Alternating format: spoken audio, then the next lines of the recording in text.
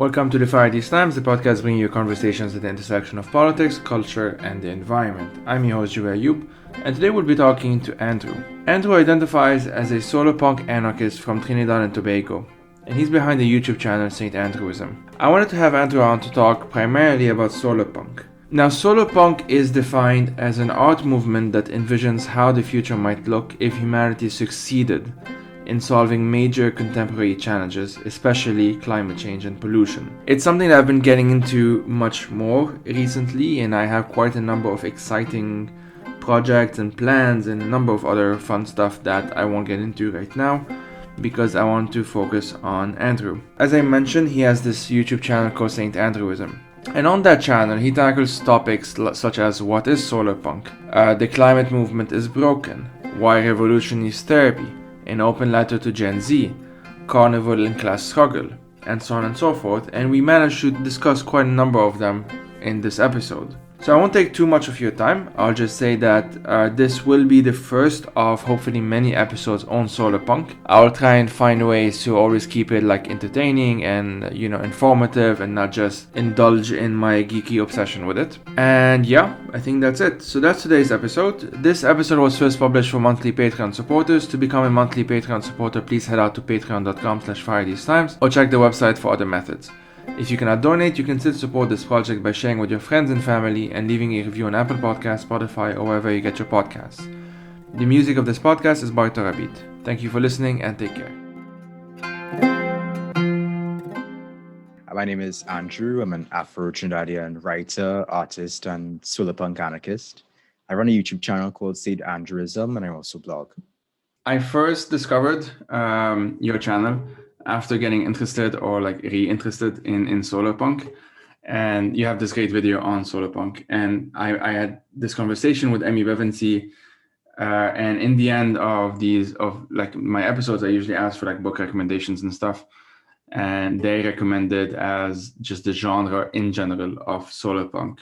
And Afrofuturism as well, for that matter. So, for those who don't know, would you mind just telling listeners what Solarpunk is and how did you yourself start getting interested in it?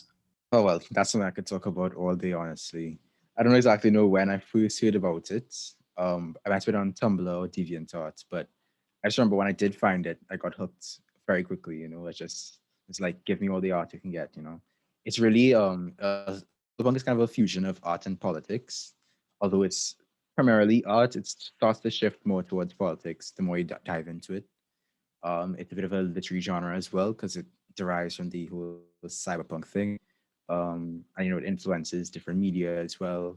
Well, retroactively, I suppose, because people often reference the Miyazaki movies like Spirited Away and Castle in the Sky as potential examples of Solarpunk. And of course, Ursula K. Le Guin's books like The Dispossessed. But yeah, it's a vision for the future that's based on sustainability and autonomy and social justice. So it's past the aesthetic, also praxis. So like I said, it kind of started with art, but it quickly moved to community and getting into a relationship with the earth and with the land, and a lot of various stripes of socialists also kind of adopted it to fill in the gaps and the pitfalls of the modern environmentalist movement, sort of rethink our approach to sort of things. Yeah, I'm just really enjoying the fact that a disproportionate number of book recommendations that I've also, like the ones I mentioned, I asked guests to have at the end of episodes, which we'll do as well. Two of them mentioned The Dispossessed, and one of them mentioned Solarpunk, and I think another one mentioned also Afrofuturism. And yeah, I don't know. I guess it's something. It sort of says who I'm looking to, who I'm actually inviting, such as yourself. And it's something that I'm definitely trying to get into more, because it tries anyway. I mean, as you said, it's relatively new. It's been mostly art, even though now there's a bit more politics to it as well. But it sort of attempts anyway to provide an alternative to our usual doom and gloom without being in denial of the seriousness of the challenges ahead, obviously. Although I would say that some aspects of the Solarpunk movement do fall into the trap of greenwashing. That tends to happen with folks who are now getting into it. And so they have really interrogated those assumptions and stuff. But if you go on, like, for example, Reddit has a Solarpunk community. People in the comments, when they do see greenwashing, they would usually call it out. And for those who don't know, greenwashing is when you give architecture or products or whatever the case may be, the veneer of being, environmentally friendly and whatnot, when it actually isn't. So, that is an issue that does exist among sort of newbie solar punks, but it's an issue that's being addressed. Absolutely. And thanks for that as well. And so, like, you introduced it pretty well. And so linked to Solarpunk, which you also mentioned briefly, is like the idea that the way we talk about the climate and climate change and the climate emergency and all of that, the climate crisis is pretty broken. Not just in the sense of like not thinking of alternatives to capitalism as frequently as we should be doing by now, but also in the sense that the climate movement itself, at least the most vocal one, has only fairly recently started taking seriously matters such as social justice, indigenous rights, environmental racism, and so on and so forth. I know this, even as I say this, is a bit contentious because, you can easily argue, well, that's a specific climate movement in the West, which is more than fair enough, but it has dominated. Sure, because they have the social capital and media influence to sort of permeate. So what's your argument as to for why the climate movement as of now has been broken? And how do you see the latest trend, let's say, compared to the older ones, if that makes sense? So I'm going to be responding to the first question first with the issues of the environmentalist movement. Mm-hmm. And my issues of the environmentalist movement also sort of apply to people who I would say should know better, people on the so-called left. And that is, I think people are a bit lacking in their material analysis of what's going on with climate change. There's a recognition that climate change exists. I don't think people are like really diving into to materially sort of analyze what is happening, because it's happening right now across the world. Climate collapse is occurring, but people don't really understand it in all its complexities. A lot of people believe that it can be reformed away, or even that it can be revolutioned away for those who go that route. But I think there isn't enough emphasis placed on the fact that a lot of those tipping points have already been tipped, and our task is addressing those and preparing for the consequences of those, and adjusting our sort of vision for the future in a more realist light. Like, we may not be able to make it to space, we may be able to just, after a long arduous process, renew our relationship with the earth rather than continuing to destroy it. A lot of people, I think, believe that we're going to be able to maintain certain lifestyles despite the climate collapse, when so much of the way we live, is predicated on the destruction of the earth. And basically, to put a long story short, I think people don't grasp how deep the issue is and how radically things are going to need to change. And could you repeat the second question? Sure. I think it's fair to say anyway that there has been a growing awareness or trend or whatever we want to call it within that movement, broadly speaking, especially with like younger folks, Gen Zers, I would say, that, applying a more intersectional lens to the issue. Although I do think that fundamentally, I do agree with what you just said, that there's also there's still a sense that we can quote unquote stop it rather than we can reduce its impact and we can make it less deadly as opposed to what we're currently still doing. But there is a problem with the notion that we're just, it's just a matter of changing policy today and therefore it's going to stop it. Putting that aside, there is definitely a growing sense that, or at least from my standpoint, from what I can tell, that matters such as like social justice, indigenous rights, even like environmental racism, these things are at least slightly more addressed within the younger side of the climate movement than something that, well, that I had ever seen before, for that matter, if that makes sense. Yeah. Yeah. At least that's starting to build. Of course, there's still some elements of ignorance and whatnot. But I do what I Certainly. can, and people do what they can to sort of raise that awareness of what's going on. Mhm. Because I mean, the wisdom that exists in indigenous cultures and their relationships to the land is wisdom that we are going to need to apply. If we're not going to look to technocratic geoengineering solutions, they're not going to see the day. In fact, they could quite potentially make things worse.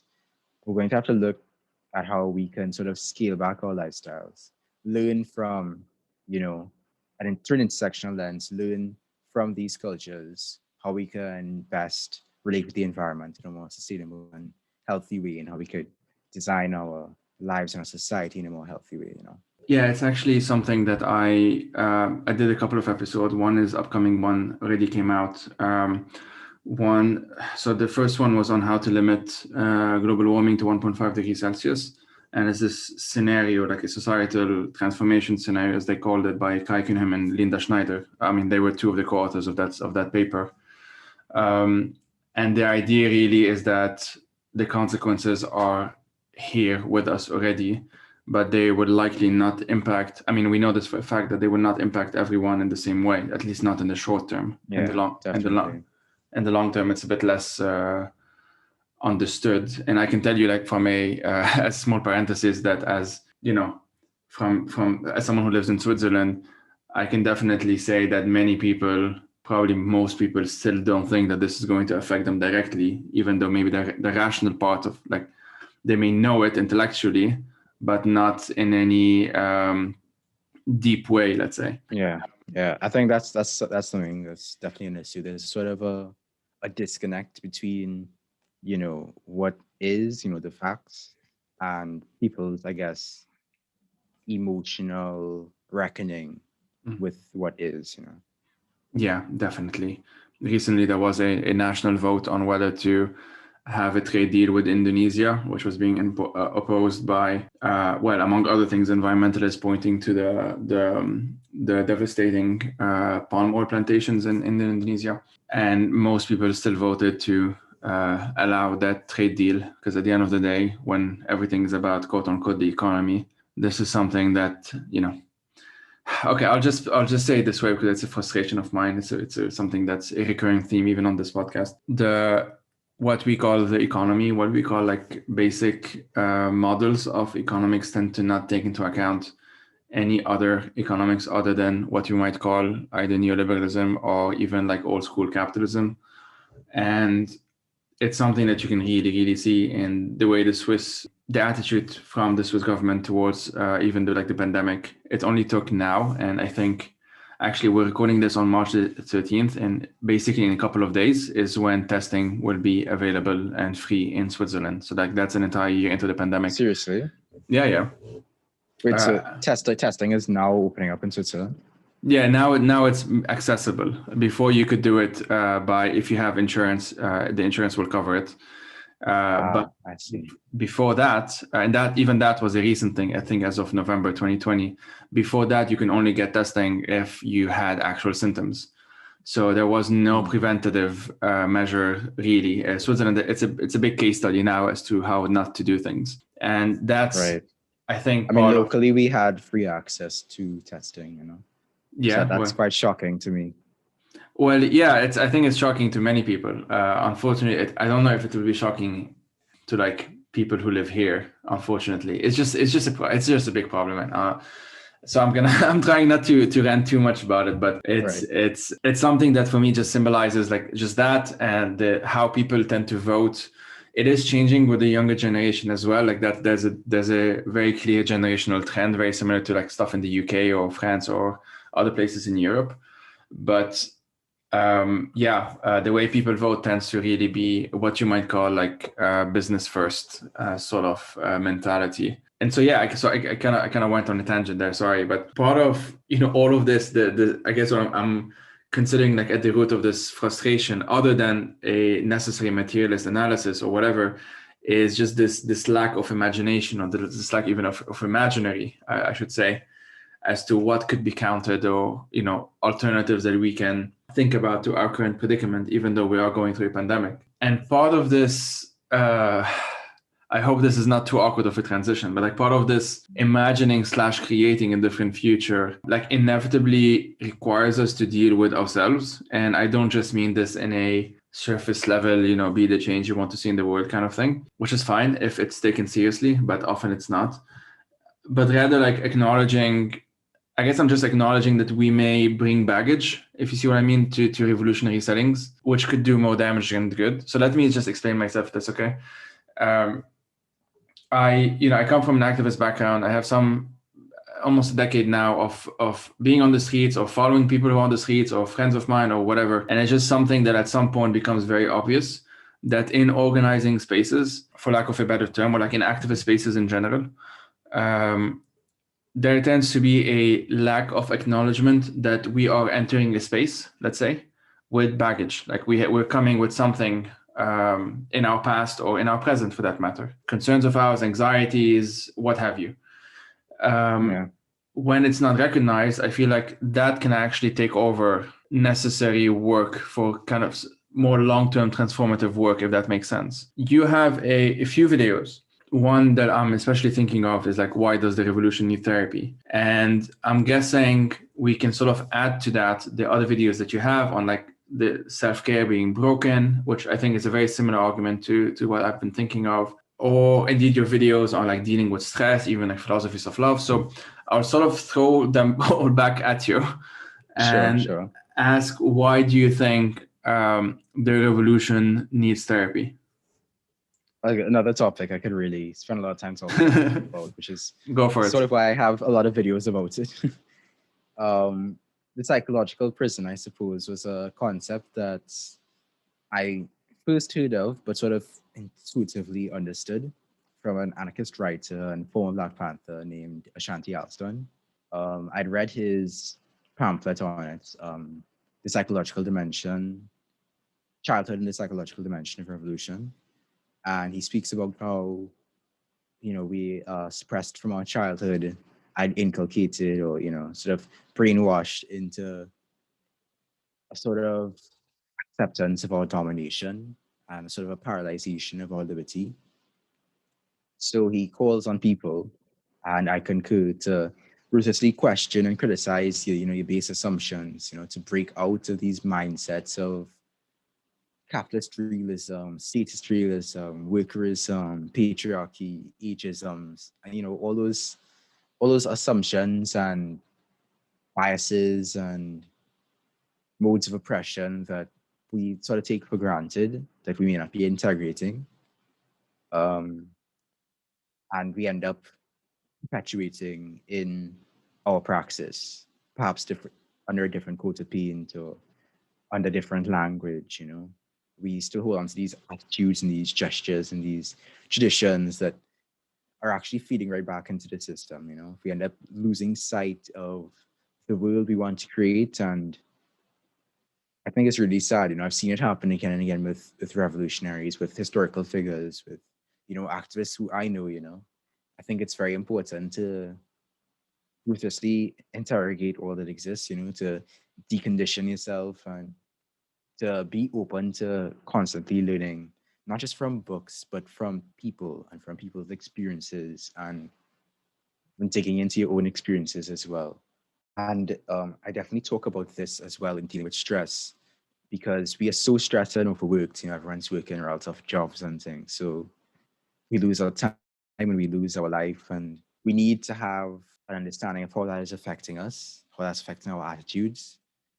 But at the same time, we can't individualize these solutions to stress, which is an issue I have with the whole self-care industry. It's very hyper-consumerist, and it really individualizes care.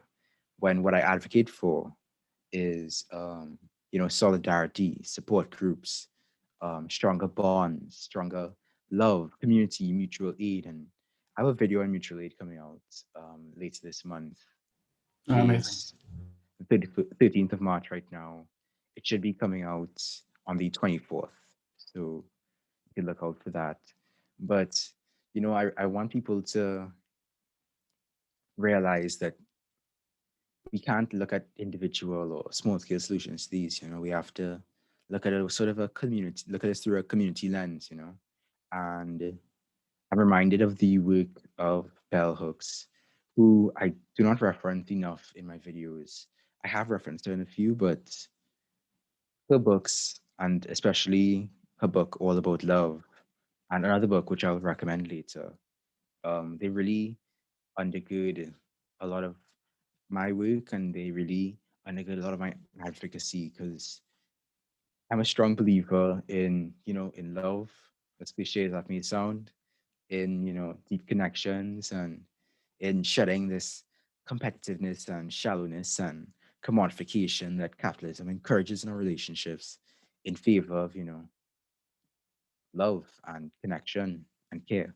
Yeah, thanks for that. I can only think of the many um, like even much more, let's say, seasoned activists than myself in Lebanon that have ended up being like burnt out and unable to really function, either sacrificing like personal relationships for quote unquote the cause, or taking that baggage to the cause and actually harming the cause.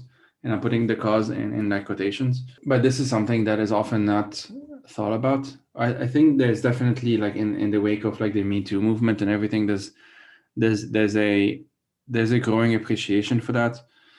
I can definitely say that a lot more of these, let's say, patriarchal, like the legacies of patriarchy and the ongoing effects of it, I think that's being more challenged than something that I've at least, as I said, I've been doing this for 10 years now. I can definitely say that in the past 3 years, 4 years, it's have been happening more frequently than before. So I guess I mean, that's definitely a positive sign. Um, but it is also like part of that is I look at what's happening now, like right now in Lebanon, and I sort of see difficulties, a lot of difficulties, or at least from my standpoint, like my interpretation of this. Other people might disagree, but a lot of people are unable to form bonds with one another despite the crisis that we see beyond sort of like your immediate family and that sort of thing. I'm not saying this doesn't happen. We know of stories where you have communities that are sort of helping one another and all of that, but you also have a lot of instances where you would just have like a small shop owner who doesn't make ends meet either, being attacked or yelled at by people who are starving, whereas the bankers and the politicians and all of those guys are totally fine. And it's just one of those things that it's not just that. So I hope listeners don't get me wrong. I'm not blaming anyone here other than the bankers and the politicians, obviously. um, I'm not saying that the person yelling or the person being yelled at um, are different, and I'm actually saying the opposite in this specific example. They're both kind of being screwed over. Yeah. um, but there is a resistance, I guess, or at least a hesitancy towards opening up these spaces towards something that's more anti-patriarchal or feminist or whatever. We've definitely seen them since 2019, a bit more of those. But Yeah. like, I'm sure feminist activists in Beirut, would notice even more than me right now because I'm not there anymore. But it's something that they had to struggle with quite a lot to make that space, to create that space. And so I guess the question that I had, and the reason why I asked you this, like the importance of therapy in revolutionary settings and why the revolution needs therapy, to put it that way, is really that in if this was a revolution and an uprising for justice, then it is only basic that this would include feminism, for example. And the fact that it's something that needs to be added, it's something that feminists need to actually struggle to make it possible. Um, Not even as like one of the dominant demands, let's say, but so, to just make it to the point where it's sort of accepted or tolerated. Yeah, there's some serious barriers Yes. that exist there. And I think what a lot of people don't realize, a lot of men don't realize, is as long as those barriers exist, neither party is going to be able to live fully and fulfillingly. There's not going to be liberation without women's liberation, you know? Yeah, yeah, absolutely. I had an episode on a similar topic on actually. So there's an episode I did, episode 27 with Chuck Derry. He's this American. Actually, don't know what his job is, but he works with the Gender Violence Institute. And the episode was about this essay that he wrote on the risks of psychologizing patriarchal oppression, and like that's the title. And the argument that he was making, which I largely agreed with, I think we could have taken it a bit further, but didn't have much time, was that a lot of the time we simply say that someone who is like a man who is violent against a woman is just doing so because that man is not feeling okay or whatever, kind of whitewashing it. And his argument was that it's not just that, but it's also because the man gets away with it most of the time, because we live in a society where it's simply taken for granted. Of course, this changes from society to society. And as I said, there seems to be, thankfully, like less tolerance towards at least the most obvious forms of violence, which tend to be the most immediate ones, obviously. But yeah, I guess I'm still a bit wary of the fact that it's not taken for granted that a revolution needs to be feminist, for example. It's just not taken for granted that this isn't the starting point, if you see what I mean. This is something that needs to be fought for by a subgroup of the activists in general, to convince the other activists that this is something that needs to be addressed at a wider level, if that makes sense. And this is something that I definitely I'm still pretty frustrated by. And like, I'm a cis straight dude, so I'm not the one bearing the brunt of it anyway. But yeah, Right. I guess another like sort of angle to this. Actually, no. Let me just ask you if that's okay to sort of expand on the the mutual aid aspect to this. It's an upcoming video, so we can take advantage of that. How does it relate to a different way of thinking of self-care, for example? Well, I definitely believe that our self-care needs to expand beyond the self, you know? But I definitely don't think that you should just dump your traumas on other people or whatever. I do believe that your therapy, quote unquote, is not complete without integrating community and your social bonds and your friendships and whatnot. We are social creatures, and as such, we can't do this alone, you know, and that's a trick that capitalism plays in our mind, you know, that we are these atomized individuals and that ultimately we are all that we have and whatever, when the opposite is the case, you know, we are incomplete with our community. I don't Yeah. mean that in the sense of a sort of a hive mind kind of thing. I just mean it in the sense of um, what is the individual without the community, and what is the community without the individual, you know? Yeah, yeah, I definitely agree with that as well. Amy Bevancy, a previous guest, had this like group in which they basically practice what they call like emotional anarchism, and the idea behind that is actually pretty similar to what you just mentioned. I mean, it's the same thing. It's putting mutual aid in practice and looking at ways of, without like sort of denying the one's individuality, of course, seeing or exploring anyway how we interrelate with one another in a way that is usually, as I said, like not or yeah, it's usually not recognized in settings that from the so-called left or whatever, that should anyway, one would think more like obvious by now. Yeah, I think as you're on that topic, I think we should all, Mm-hmm. and it's something I'm planning on doing within the next couple of weeks, take a moment to log off, you know. It's sort of a meme, but I think we Yeah. all need to take a break from time to time. I've been sort of plugged into politics and stuff, even before I started my YouTube channel. But it's been kind of nonstop since I started my YouTube channel, and so I definitely want to take a break. I'm a couple of videos ahead in terms of writing my scripts and producing it and everything. I think I'm just gonna take a moment to sort of, literally log off and take a step back, touch some grass, paint a painting, you know. Amen to that. It's something that I was sort of forced on me in some ways by the pandemic. I just had to. I was already hyper online before, but then with the pandemic, it became even more, more of a problem. And I had to force myself essentially to take step backs semi-regularly at this point. Yeah, so I guess, sorry, since you brought this up, because this is something that I think is related to like what we might call like proper self-care. And it's something that I guess, okay, this is, I don't know if this is accurate, but I guess more people know about this now with the pandemic. There's just been more think pieces and whatever at least from what I've noticed. So maybe, I guess.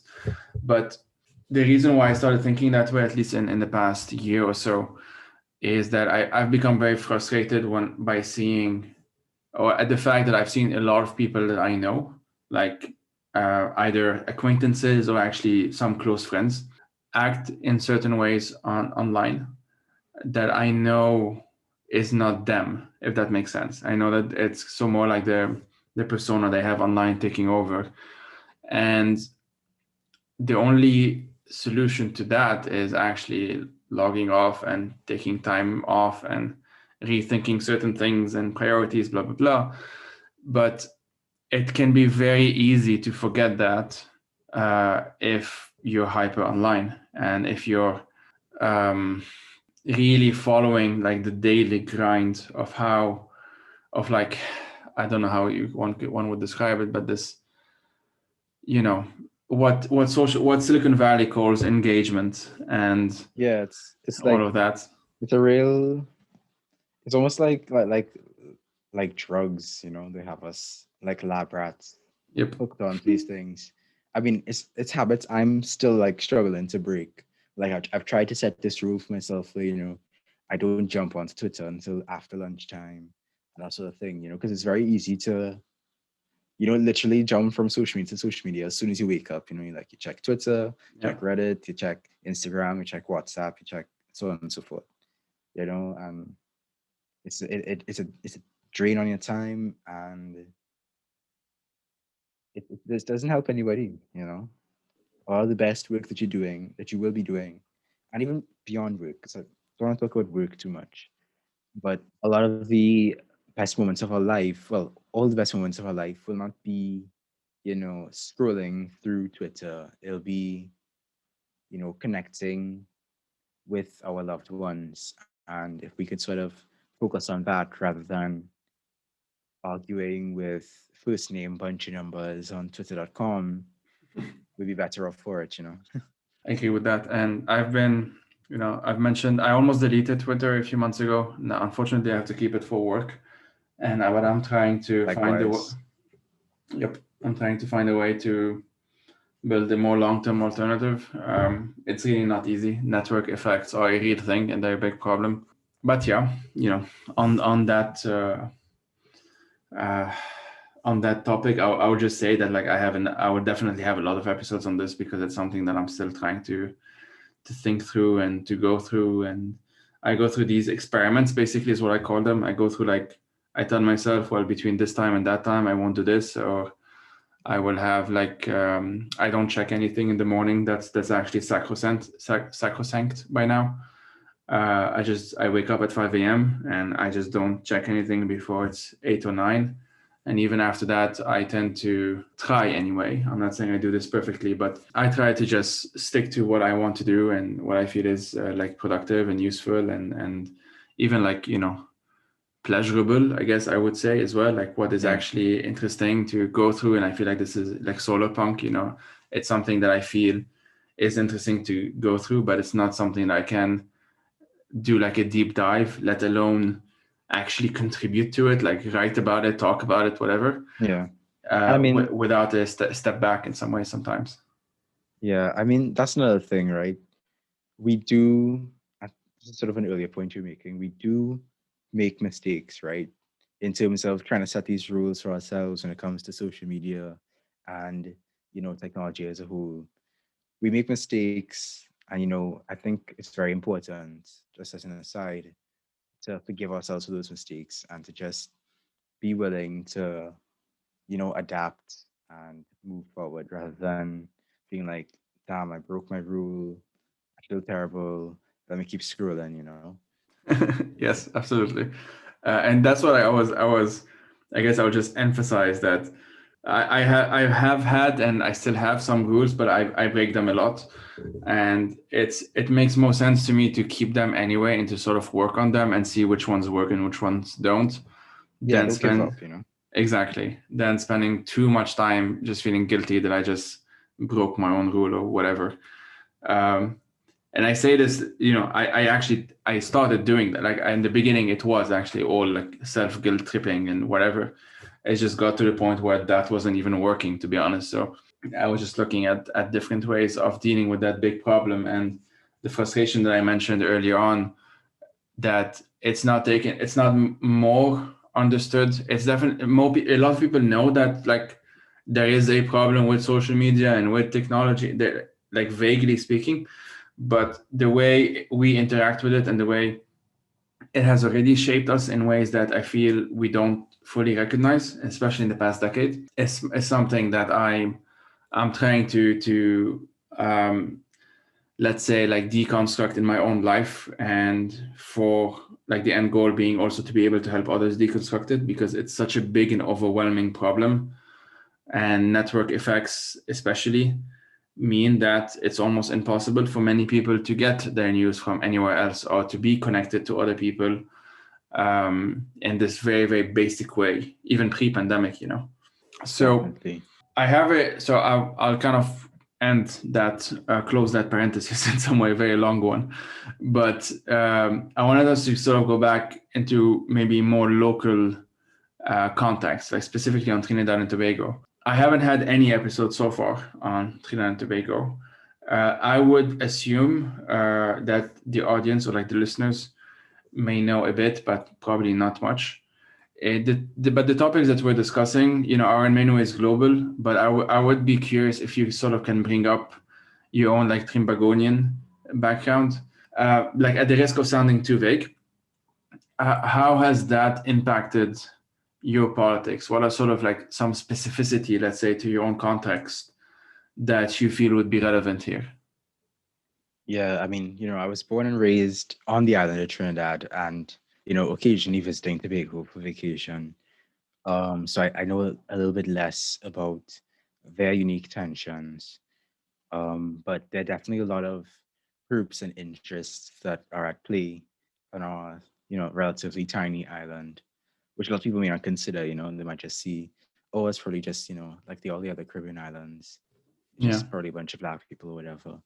But we have a quite the mixed bag. We have a very unfortunately very small indigenous community due to how the colonists ravaged the island with disease and whatnot and overworking.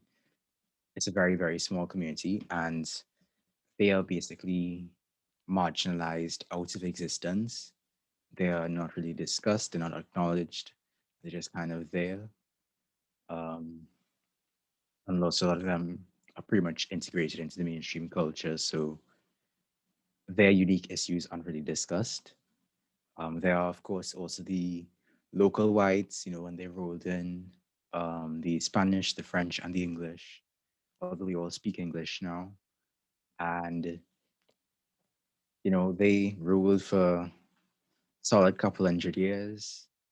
And up to this day, they still influence our politics. They still profit from our industry and they still maintain strong ties with our former colonizers, the UK especially. Apart from the colonizers, they of course brought in African slaves, of whom I am descended. I'm not very far descended from slaves. My great great grandmother passed just after I was born, and she was raised by a slave. So it really wasn't that long ago. Yeah. Um, and after the abolition of slavery, the Indian and as an East Indian and the Chinese indentured laborers were brought over by the British. And so they ended up coming to work the fields.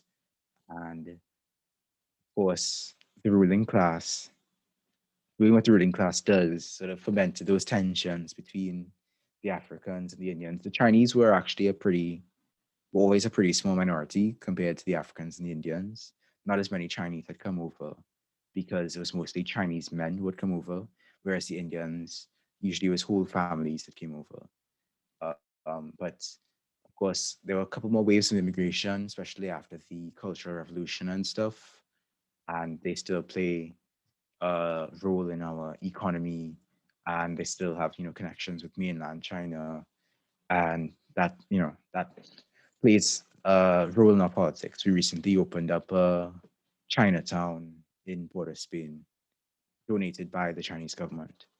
In addition to those groups, there's also the Lebanese and Syrian communities. They came just before the dissolution of the Ottoman Empire. They were mostly Christians, so they sort of fell in with the Roman Catholic Church, and they brought textiles and whatnot. So they amassed a lot of wealth, and now they are in a fairly elite position in society. They are basically seen as white in Trinidad. And most recently, of course, there have been small communities from West Africa and the Philippines and whatnot that have come to Trinidad as well, but they're fairly small. Most recently, there's been a massive wave of Venezuelan migration because, for those who don't know, Trinidad is like on the same continental plate as Venezuela and the rest of South America. So we actually have a very small um, body of water between us and Venezuela. Mhm. So we've had, I think it was actual numbers aren't known because obviously most of them came over illegally, but it's estimated that somewhere around, I believe it was 100,000 have come over, somewhere between 50 to 100,000. And considering we're an island of 1.3 million as of the last census in 2011, that's going to have a major impact as well. We're already seeing the sort of tensions that are rising, the xenophobia and stuff that's growing out of that. And of course, growing up, it's very easy to see the impact of colonialism on how it has shaped our nation. I mean, I myself, my mind was colonized pretty extensively because that's what it means to be a colonized subject. But as I grew up, I grew out of it and learned and expanded my understanding of our situation. And you really see colonialism at play today. A lot of people, even on in Trinidad, don't recognize it or don't have the words to describe it. But it's very clear that we have not come that far, sorry, from the extreme class divides and divisions and government corruption and racism and colorism and all those things that were developed in the colonial era. Most glaringly, of course, being classism, because a large part of the national conversation centers around the education system, because we have retained a lot of the colonial aspects of it. We have the gender segregation still in a lot of the schools. We have the class divides between the prestige schools and the government schools, the prestige schools being run by religious boards usually. We have, of course, entrance exams. So we have an entrance exam from primary school to secondary school. We have an exam after the end of secondary school. We have an exam after the end of post secondary school, which is lower and upper six. Um, we have a lot of barriers basically. So tutoring and lessons play a big role in the education system. A lot of times teachers in the schools get the chance to teach everything, and there's a reliance on tutors to fill in those gaps. Of course, there are vast disparities in terms of access to resources between the government schools and the prestige schools. So You're that right. really Yeah. affects people's opportunities. And so if people can't afford, lessons or tutoring, they really get the short end of the stick. There's also Hmm. a staggering lack of class consciousness. There's the whole notion of, black capitalism or capitalism coming to save the day. There's, of course, the imported homophobia and queerphobia as a whole that came from the British Empire, all those ancient laws that we are only now starting to overthrow. And of course, very significantly, there's like a serious crime problem. But because of our location, um, compared to the rest of the Caribbean and right next to, South America, we are a hub of gun trafficking, human trafficking, sex trafficking, drug trafficking. And you really see that impact as well. There are gangs at play, usually though limited to their respective areas, but a lot of corruption and illicit wealth funnels through politics, and a lot of violence takes place against underprivileged communities and against women. In fact, there's recently been a wave of protests and demonstrations because a lot of women, for such a small island, a lot of women are going missing all the time, never to be heard from again. Or if they are heard from again, it's because they are, deceased. They're found in a ditch or they're found in a river, whatever the case may be. And so there's obviously organ trafficking and stuff going there as well. So it's like a lot going on what some may initially perceive as a, tropical paradise, but we're dealing with a lot. Yeah. I Thanks. went off in a bit of a tangent there, but Oh no, not at all. Thanks. that's sort of a summary on our condition right now. Yeah. No, thanks for that, and thanks a lot for also mentioning the Syrian Lebanese community as well. It's something that I definitely want to get into more. It's something that many people in Lebanon don't actually know much about, or in Syria. But I will hopefully dedicate more time to that. So, like with everything you just said, and again, thanks for that. What might a a solar punk anarchist growing up in Trinidad and Tobago, see or experience something? I don't know if that makes much sense. Maybe you will be repeating yourself. I don't know, but like what see what I'm trying to get at, like the specificity of your context. So okay, I'll explain that by just mentioning my own background. Because I grew up in post-war Lebanon, I'm both like fine-tuned to like sectarian rhetoric, but at the same time, I up until recently was not fine-tuned to racism or classism or xenophobia or sexism, etc., because for the most part, these are not things that were dealt with in my environment, in my world, let's say. Right. It's something that I, unknowingly or knowingly, basically benefited from, just due to the structures that exist in post-war Lebanon. So, like on the one hand, I could be fine-tuned to one thing, but less so to something else due to the specific nature of where I grew up and when I grew up. The two are very important. Like, you're a certain age, you're growing up in a certain context at a certain time, etc., etc. Would you say that has affected your affection, let's say, towards solarpunk anarchism in any way, if that makes sense? Yeah, I mean, we definitely have a lot of, well, being on an island, of course, there's that consciousness of the looming threat of climate collapse. Although, Right. like, compared to other Caribbean islands, we tend to escape like the intense hurricanes and stuff because the path of the hurricanes tends to avoid us entirely. We still do face, tropical storms and depressions, and people's homes get flooded, and landslides. And even right now, we're supposed to be in the dry season, and the rain has been basically pouring nonstop for like 2 days now. And so there's definitely that aspect of it. The very clear impact of climate and climate collapse on our daily lives. I also see the failure of our infrastructure to respond to that, like the way our city, our capital city and stuff, Port Spain, has been designed. It can't really respond to that.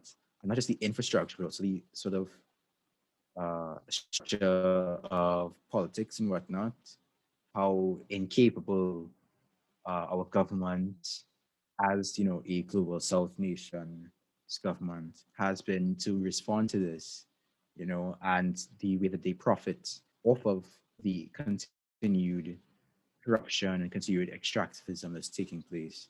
And that's something I neglected to mention earlier.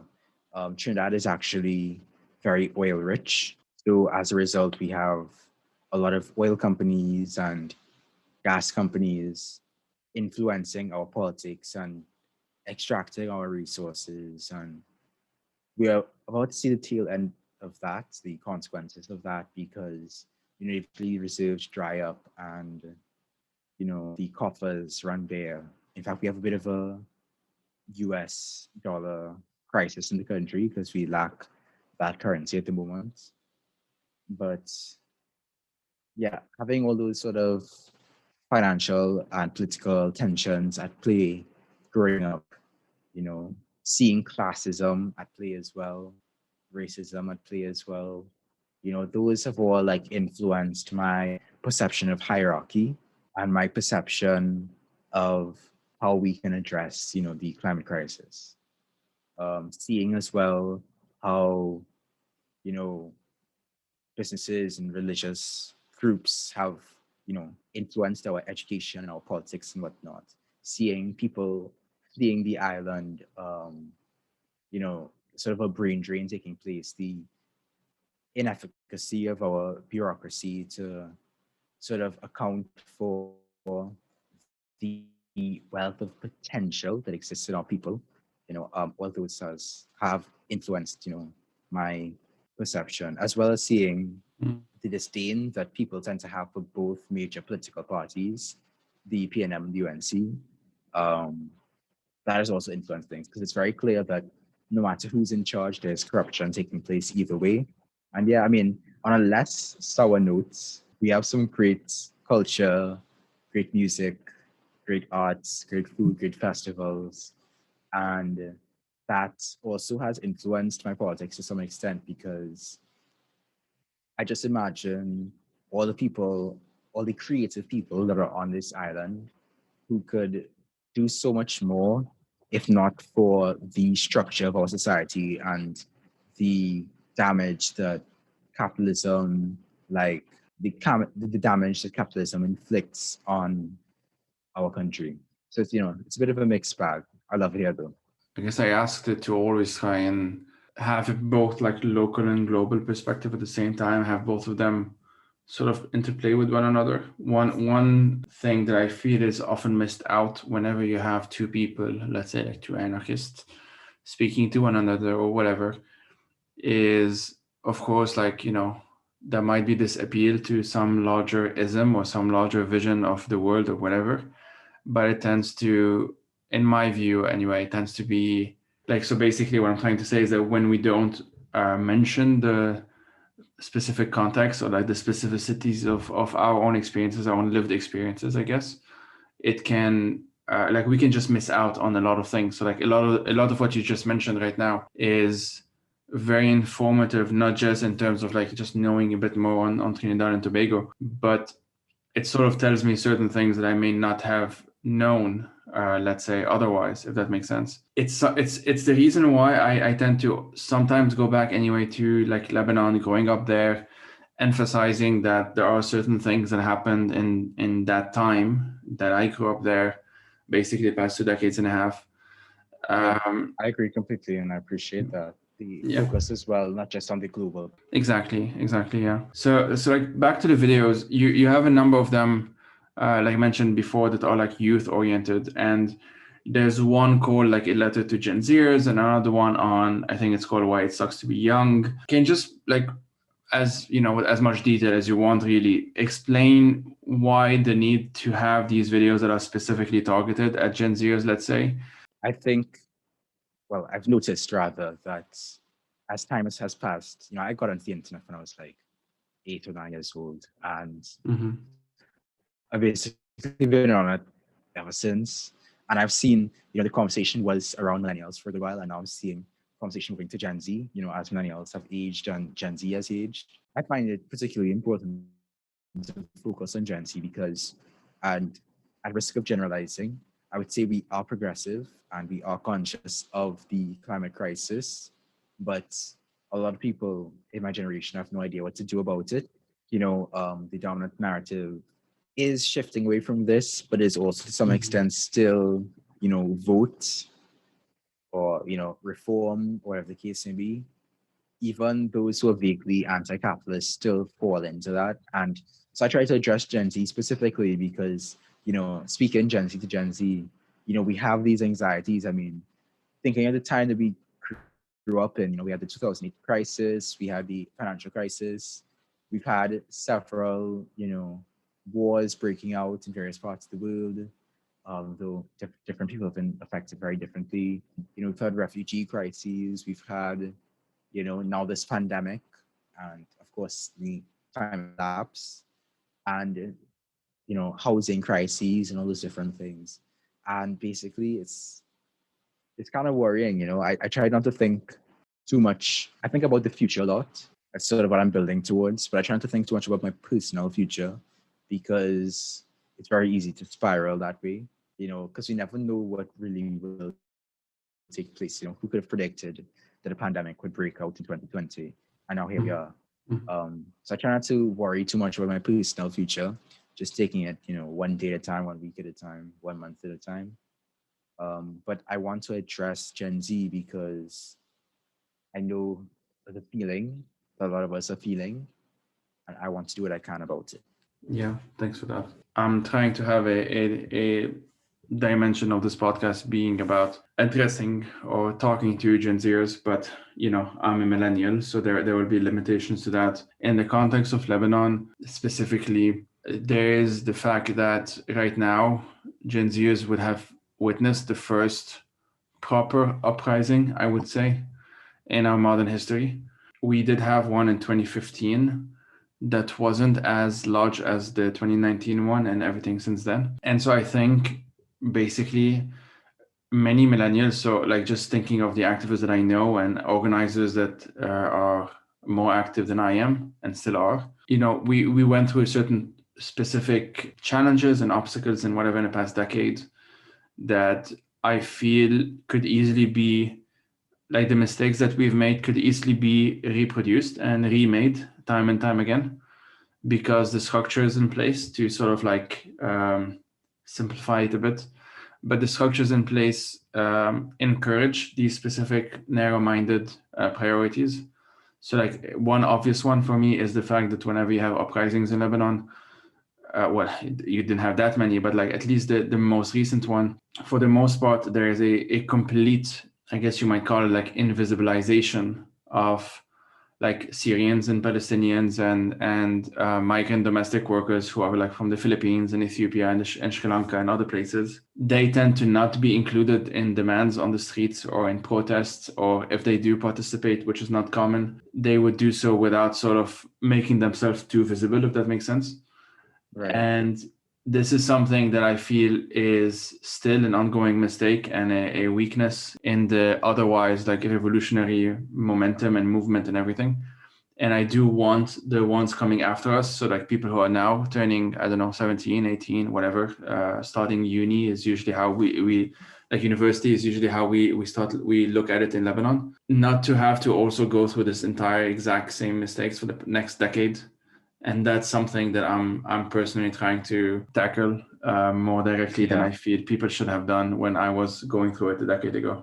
Yeah, I think a mistake that a lot of movements make is not learning from the mistakes of the past.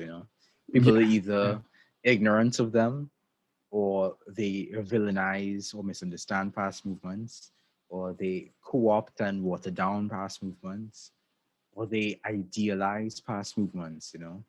There's not sort of a nuanced perspective on these movements of the past, what mistakes they made, what was effective, what wasn't, what did it achieve, what achievements ended up being failures in the long run, like what looked like successes at first and ended up being a failure.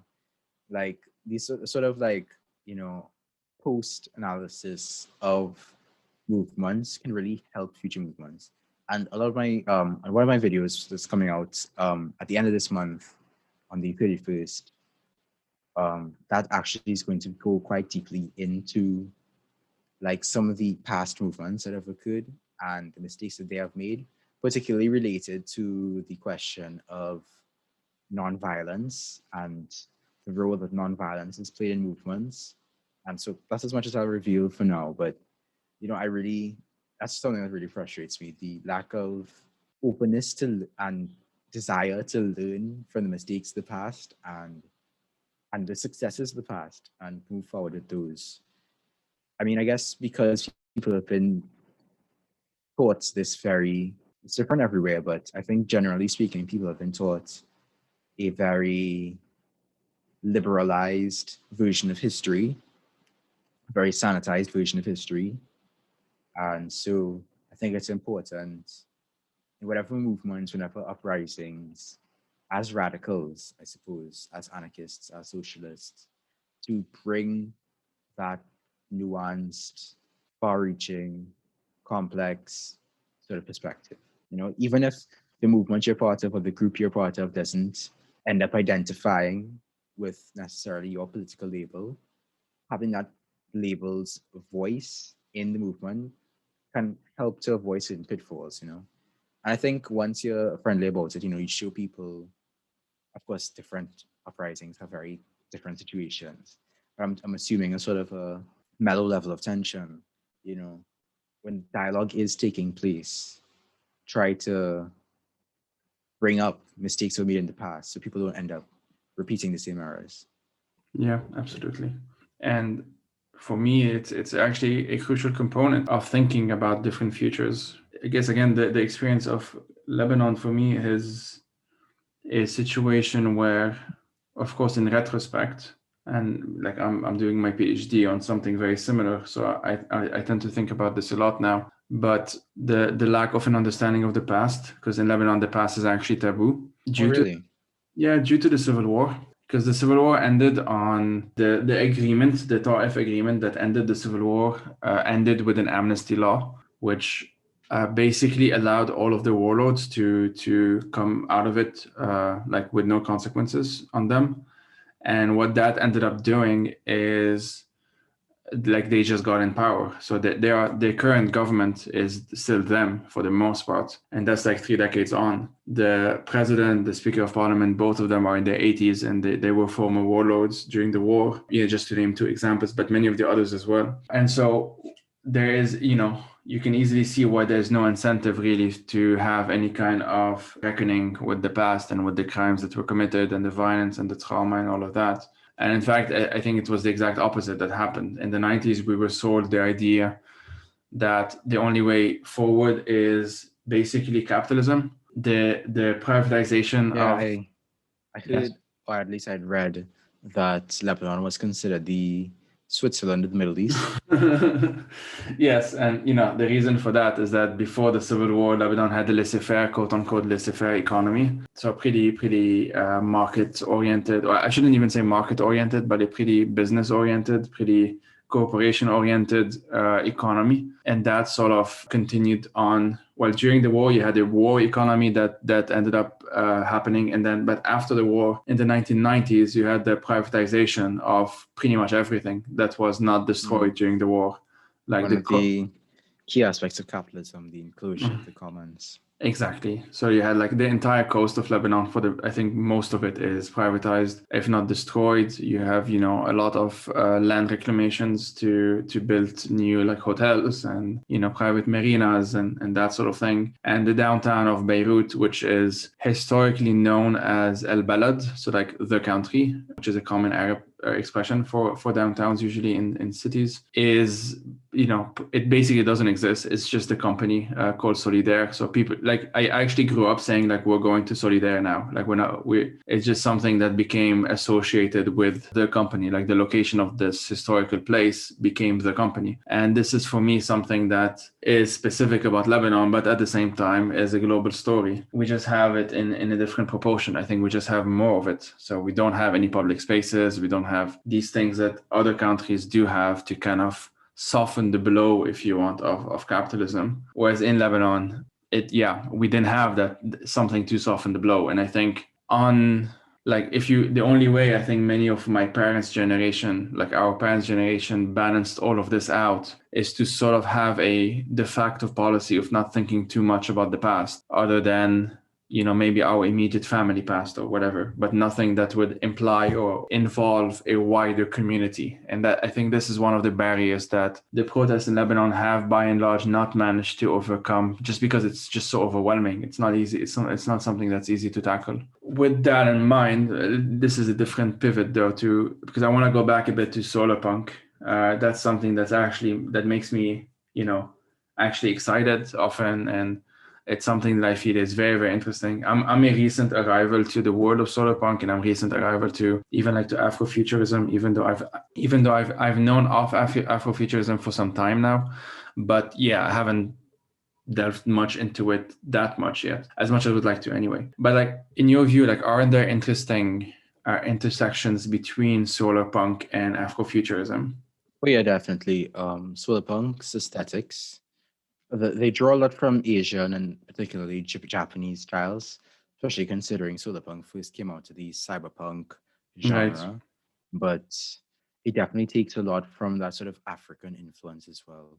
In fact, the Wakanda portrayed in Black Panther, it has been referenced often in solarpunk circles as an element of a solarpunk city design. It's not featured too heavily in the film, but you can see sort of, like solar powered tramways and walkable cities and, like vertical gardening and Right. various things taking place. Now that you mention it, it's very obvious. I didn't think about Yeah. that. Yeah. Yeah, so I think there's definitely that connection there between Afrofuturism and solarpunk. Awesome, awesome. Thanks for that. You have a cool video. So it's not directly related, but I wanted to bring it up anyway, on like radical carnival. And so before asking you to just explain that video on like carnival and class and colonialism and all of that, I'll just briefly mention a few like resources that I've personally found useful. So there's an episode of the You're Dead to Me podcast, which is pretty fun, with Dr. Melissa Ono George and Nathan Caton. I don't know how to pronounce the name, but anyway, it's on the Notting Hill Carnival in London, which of course started in Trinidad and Tobago and made its way to London, from what I understand. I will also mention a couple, like one TV series and one book that are not related, but I'll mention them anyway. There's a TV series called Small Axe by Steve McQueen, which looks into London's West Indian community between 69 and 82, and it's based on real events. And I also mentioned a book called The Black God's Drums by P. Jelly Clark. I'll include all of this in the blog post and descriptions, folks. Which is set on the streets of New Orleans and reimagines a post-Confederacy American South, but not the actual post-Confederacy American South. And I actually don't remember if in the book, because I read it like a couple of years ago, I don't remember if they mentioned Carnival. I just remember having that image in mind. I guess like New Orleans, and there is an explicit mention between dance and class, and I just had this thing in mind. So I'm just mentioning these three. So anyway, putting that aside, Trinidad and Tobago has this obviously special place in Carnival history. In the video description, in your video on that, you write, and I quote, "The history of Carnival in Trinidad is particularly fascinating as it fuses culture and class in a uniquely Caribbean context where colonialism's impacts continue to reverberate today," end quote. So can you tell us just a bit about it? Like, what is the link between Carnival, class, and colonialism? Yeah, I think that really ties into something you mentioned earlier, on discussions between anarchists and the need to not just look at the global sort of context, but also the specific, cultural context Mm-hmm. taking place. Because upon digging into the history of carnival and stuff, I think, there are aspects of it that we can really draw from because Carnival was a rebellion, you know. Originally it was brought over by the French aristocracy and bourgeois sort of class, and the enslaved were not allowed to participate in it. But after the end of slavery, the enslaved reclaimed it, and then they also added some seasoning to it. You know, so they added some the sort of West African music and instruments and Right. Yeah. that lyricism and different costumes and folklores and so on.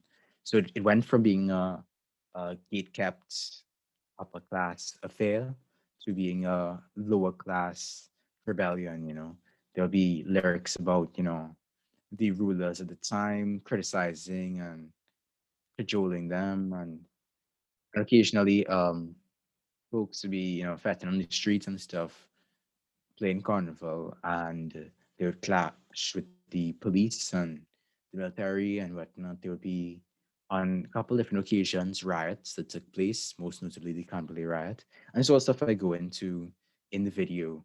But I also see how the carnival was eventually co-opted by the middle and upper class. And now all the carnival bands and stuff are basically owned by the 1%.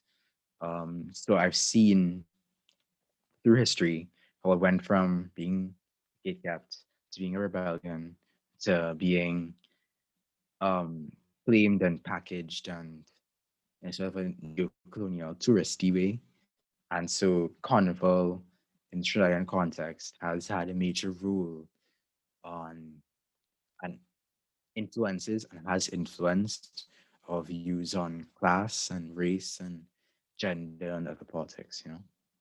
Thanks for that. I found this really fascinating. It just so happened I had listened to that "You're Dead to Me" episode that I mentioned. It's just a nice history podcast I enjoy. But the episode on the Notting Hill Carnival started, so they didn't focus only on Notting Hill. They started actually in Trinidad and Tobago, and so I didn't know some of these things that you mentioned, or most of these things that you just mentioned. I found it very interesting how there was a very rabid, like on the part of the authorities of the colonial authorities, desire to crush it. This Yeah. thing that they really, even some of the quotes that you mentioned, and you read them with a sort of like a old school white colonial voice, which was very funny. But yeah, it's always more revealing than not, isn't it? Like it's always what are these things that they feel end up like what are these It's things that a they actually threatened by? Yeah.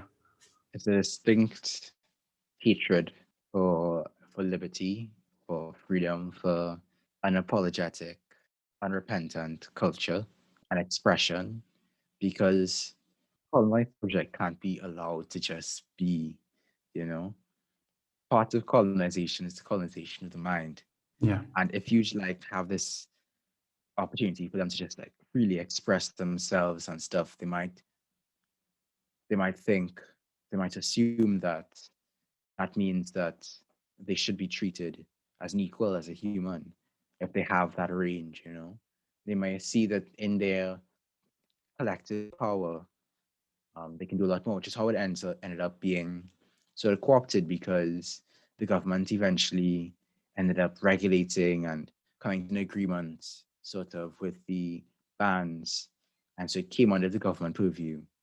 And, after we gained independence, it remained, there's a government body that runs Carnival now. And as such, what was once a bold declaration that, we cannot be crushed, that no matter how much you try to, suppress us, we will continue to be, we'll continue to express ourselves. Right. We Yeah. will be free. We will resist your colonization. You know, it ended up, there's a government body that now runs Carnival. And I think what it really shows is that if they couldn't stop the colonized subject from being unabashed and free to express themselves and to resist that suppression of their agency and of their expression, um, they could at least, try to control it and regulate it, which is exactly what they did. They ended up, bringing it into the system. And I think if there was a conscious effort to keep it outside of the system, we may be in a different situation right now because Carnival kind of went from a revolt to uh, just a party. It was always a party, but there was that radical element to it, and now it's just Mhm. something that is run by our rulers and is almost like a limited window in which people can catch a break, you know, because a lot of our economy is structured around carnival. There's the bands from the music industry to the bands and different band releases, and that's a whole nother subject. So I won't get too much into that. But it was just very interesting to me how carnival went from a rebellion against colonialism to part of the package of neo-colonialism and the tourism industry, and went from being a way for the working class to express themselves to basically being kept once again by the ruling class due to prohibitive expenses and such. Right. With all of that in mind, and this has been a very long and like fascinating conversation, what are three books that you would recommend and why, if that's okay? Sure, I would. I've recommended this several times before at several different times. I think everybody needs to read it, no matter what parts of the world you're from, no matter who you are, you know. I think everybody needs to read The Will to Change Men, Masculinity, and Love by Bell Hooks. Um, I cried reading that book, and it's something that I want to return to ever so often because it has had such a tremendous influence on my understanding of patriarchy's impact on, you know, men's psyches, a lot of sort of anti-feminist types who think that feminists don't recognize the way that men feel in our society, the way that men feel pain and hurt in our society.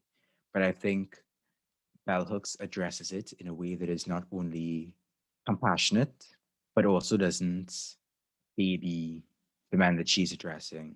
Even though she's addressing everybody, she doesn't attempt to soften the severity of patriarchy on non men, but at the same time, she has this sort of motherly energy to her in her writing, where she's able to reach those men who hurt others, but are also hurt themselves, to sort of dig into themselves and address the impact of patriarchy on themselves and how they're impacting others. Another book I would recommend is The Ecology of Freedom by Murray Bookchin. It is, in my view, one of the most important texts of the 20th century, Mhm. um, especially considering the climate situation we are in. I think everybody should be reading it, whether you count yourself a socialist or not. I think he brings fresh analysis to the situation. And I think that if the environmentalist movement as a whole had picked up this book and had picked it up a lot sooner, I think we'd be in a very different place right now. We might be talking about just adaptation. We might be talking about, actually being able to solve the crisis, I think. Because he wrote this in the, I believe it was the ninth, mid 20th century. In the 80s, So yeah. while there was still some time, sorry, the late 20th century. So there was still some time, um, probably less time than if it had been earlier. But if we had taken some steps to address it now, we might be having a completely different conversation. So I think it's very important for all folks who care about the environment to read. And the last book I would recommend is, of course, Anarchy by Eric Testa. I think it's just a very good introduction to what I and other anarchists believe. Obviously, it's a very old book. It was written, I think, in the late 19th century, but it's still a very, either late 19th or early 20th century, but it still is very applicable and very relevant today. So, yeah, I would recommend Will to Change, Men, Masculinity, and Love by Bell Hooks. The Ecology of Freedom by Mary Bookchin, and Anarchy by Errico Malatesta. Well, on that amazing note, Andrew, thanks a lot for your time. Thanks for having me. I really appreciate it.